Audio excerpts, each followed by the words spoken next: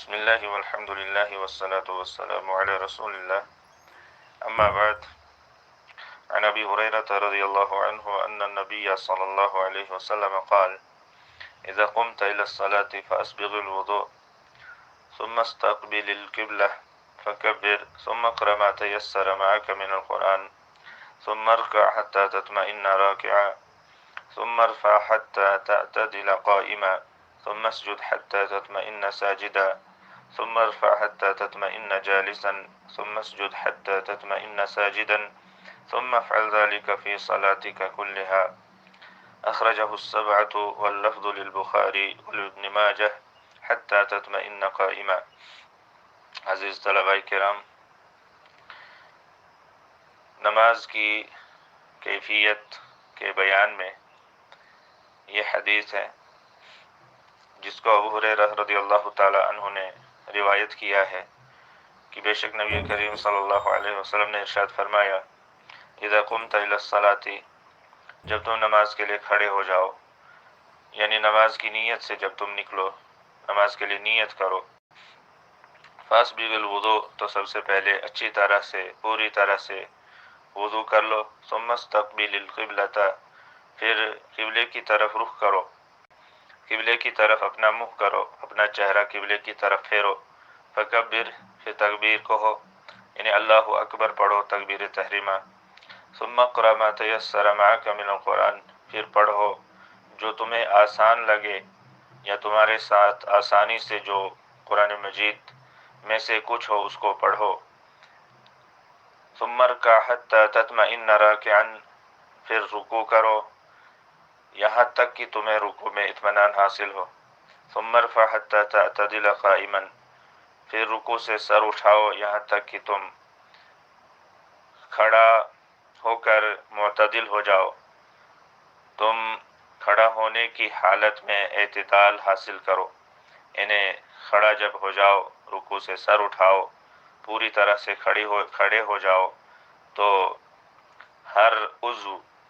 جسم کا اپنی جگہ چلا جائے،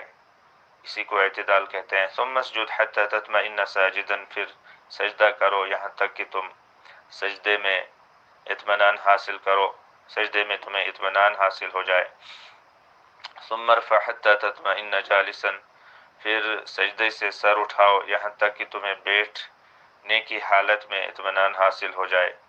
ثم اسجد حتی تطمئن ساجدا، پھر دوبارہ سجدہ کرو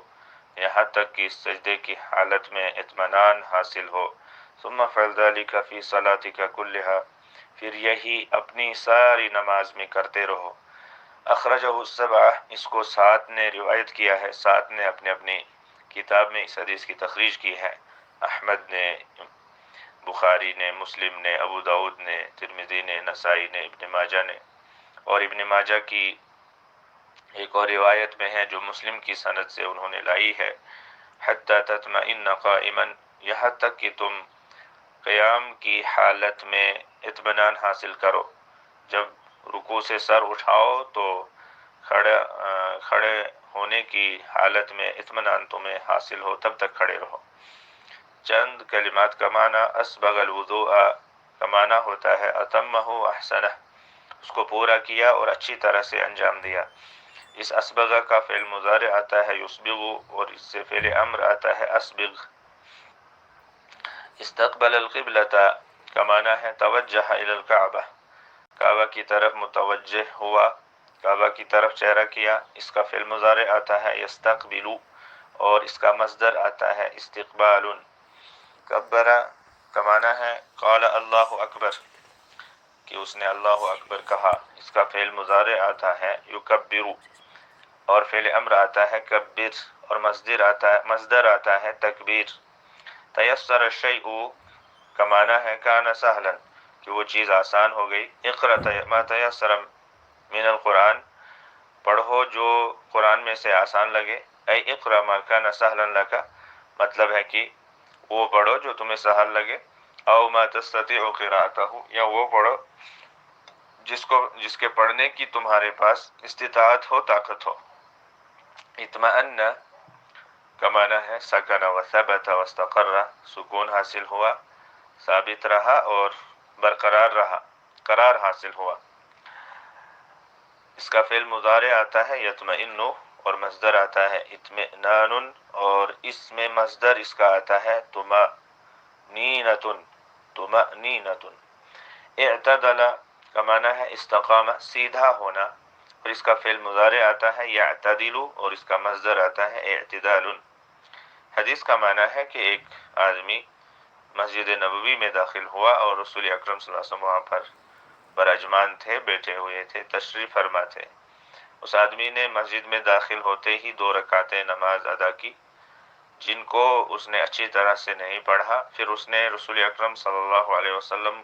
کو سلام کیا، السلام علیکم ورحمۃ اللہ وبرکاتہ کہا۔ آپ صلی اللہ علیہ وسلم نے اس کو جواب دیا اور اس کو فرمایا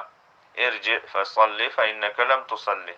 واپس چلا جا اور نماز کو پڑھ، کیونکہ تم نے نماز پڑھی ہی نہیں ہے، تم نے نماز ہی نہیں پڑھی ہے۔ تو اس آدمی نے 3 بار یہ کیا، آپ صلی اللہ علیہ وسلم نے ہر بار اس کو یہی کہا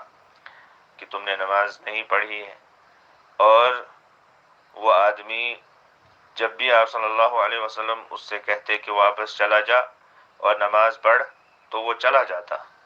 فوراً وہ آپ صلی اللہ علیہ وسلم کے حکم کو مانتا اور نماز ادا کر لیتا، لیکن اسی انداز کے ساتھ پڑھتا جیسے اس نے شروع میں پڑھی تھی۔ تو آخر کار اس نے سوال کیا، اے اللہ کے رسول صلی اللہ علیہ وسلم، والذی بعثک بالحق نبیا ما احسن غیرہ فعلمنی، اے اللہ کے رسول،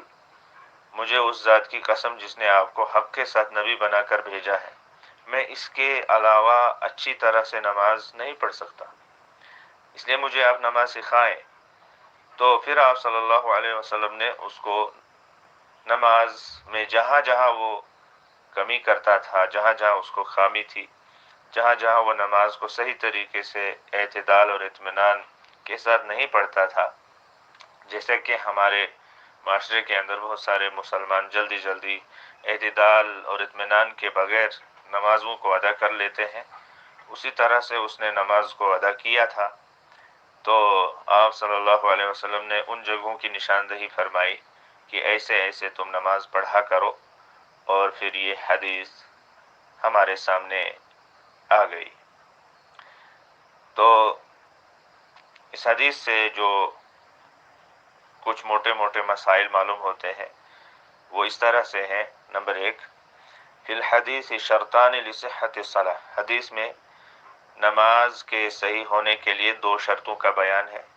اور وہ ہے الوضوء واستقبال القبلہ، ایک ہے وضوء اور دوسرا ہے قبلے کی طرف منہ کرنا، استقبال قبلہ۔ نمبر 2، وفیہ جملۃ من ارکان الصلاۃ التي لا تسقط عمدا ولا سہوا، اور اس حدیث میں ارکان الصلاۃ کا ایک مجموعہ بھی ہے جن کو عمدن اور سہون نہیں چھوڑا جا سکتا۔ عمدن یا سہون اگر ان ارکان میں سے کوئی رکن چھوٹ جائے تو نماز نہیں ہوئی، اور وہ ارکان یہ ہیں: نیت کرنا، تکبیر تحریمہ، رکوع کرنا، رکوع سے سر اٹھانا، دونوں سجدے کرنا ہر رکعت میں، اور اعتدال کے ساتھ نماز ادا کرنا، اور طمانینت کے ساتھ نماز ادا کرنا، اطمینان کے ساتھ نماز ادا کرنا۔ اور اسی طرح سے اس حدیث کے اندر ہے وجوب الطمانینۃ فی الرفع من الرکوع والجلوس بین السجدتین، رکوع سے سر اٹھانے کے بعد اطمینان سے کھڑا رہنے کا واجب ہونا، اور 2 سجدوں کے درمیان بیٹھنے میں اطمینان حاصل کرنا۔ یہ دونوں جگہیں وہ ہیں جہاں پر اکثر لوگ جلدی کر جاتے ہیں، اطمینان ان کو نہیں ہوتا، وہ فوراً رکوع سے سر اٹھانے کے بعد سجدے میں چلے جاتے ہیں، اور ایک سجدہ کرنے کے بعد فوراً دوسرا سجدہ کر لیتے ہیں۔ ایسا کرنا صحیح نہیں ہے، رکوع سے سر اٹھانے کے بعد بیٹھنا اور اطمینان حاصل کرنا واجب ہے، اور اسی طرح سے رکوع سے سر اٹھا کر کھڑا رہنا اطمینان کے ساتھ، اعتدال کے ساتھ واجب ہے۔ تو ان واجبات کو نماز میں نہیں چھوڑنا چاہیے، ان کا اہتمام کرنا چاہیے، ورنہ نماز نہیں ہوتی۔ نمبر 4 ہے وجوب تعلیم الصلاۃ و تعلمها، نماز کی عظمت، نماز کی شان یہ ہے کہ نماز کو سیکھنا بھی واجب اور اس کو سکھانا بھی واجب۔ تو دونوں چیزیں واجب ہیں، نماز کو سیکھا بھی جائے، خود نماز کو اچھی طرح سے کتابوں سے، علماء کرام سے سیکھا جائے، پریکٹیکلی اس کی تربیت حاصل کی جائے، اور پھر دوسروں کو سکھایا جائے، خاص کر اپنے گھر کے افراد کو سکھایا جائے، بچوں کو، بڑوں کو، جن کو نماز نہیں آتی ہے، ان کو نماز پڑھائی جائے، سکھائی جائے۔ اور آخر میں ہے مشروعیت اتمام الوضوء و اسباغہ، وضو کو پورا اور اچھی طرح سے انجام دینے کی مشروعیت۔ تو وضو نماز کے صحیح ہونے کے لیے شرط ہے، اور پھر یہ وضو انسان پوری طرح سے انجام دے اور اچھی طرح سے وضو کرے، اعضاء کو اچھی طرح سے ملے، دیکھے اعضاء کو کہاں تک دھونا ہے اور کس طرح سے دھونا ہے، کتنی بار دھونا ہے، اس طرح سے ان چیزوں کو بھی وہ اچھی طرح سے انجام دے۔ اور جیسے نماز کی تعلیم حاصل کرنا، سکھانا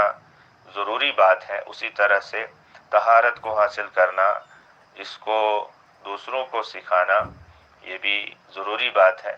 تو اللہ تعالیٰ سے دعا ہے کہ اللہ تعالیٰ ہمیں ان حدیث کو سمجھنے کی اور پھر ان کے مطابق اپنے عبادات کو انجام دینے کی توفیق عطا فرمائے۔ والسلام علیکم ورحمۃ اللہ وبرکاتہ۔